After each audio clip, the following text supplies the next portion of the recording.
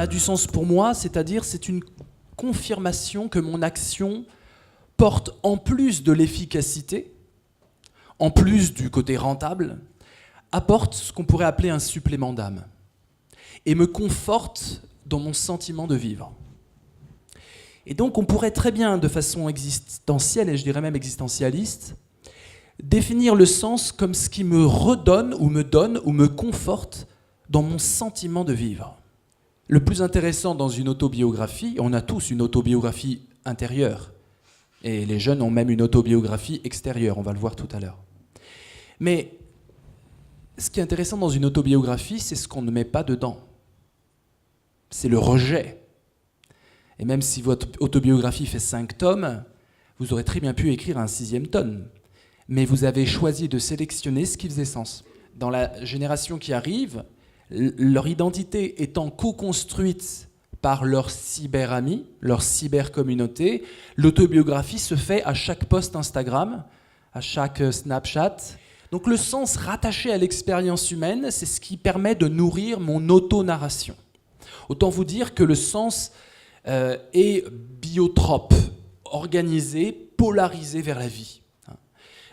Tout ce qui augmente le sentiment de vie, la joie en fait partie, le plaisir en fait partie, la rencontre avec l'autre en fait partie, a du sens pour moi. Mais pas que. Il y a aussi la nature. La nature fera toujours sens, même dans un monde hyper technologique où on ne la verrait plus. Donc si on veut vraiment voir d'où on vient au niveau de notre chimie intime et épigénétique, nous sommes connectés intrinsèquement à la nature. C'est qu'il en va de la connexion d'une vie au-delà de moi-même. C'est plus mon autobiographie que j'écris dans le rapport à la nature, c'est quelque part une sorte de sentiment humaniste de dire que j'inclus toute l'espèce humaine à venir. Tout ce qui va renforcer notre sentiment de pouvoir s'abandonner à la nature et de comprendre qu'on fait partie de cette nature-là aura du sens pour les individus. Et quand je dis ça a du sens pour moi, c'est toujours un sens de loyauté par rapport aux familles que je me suis choisies.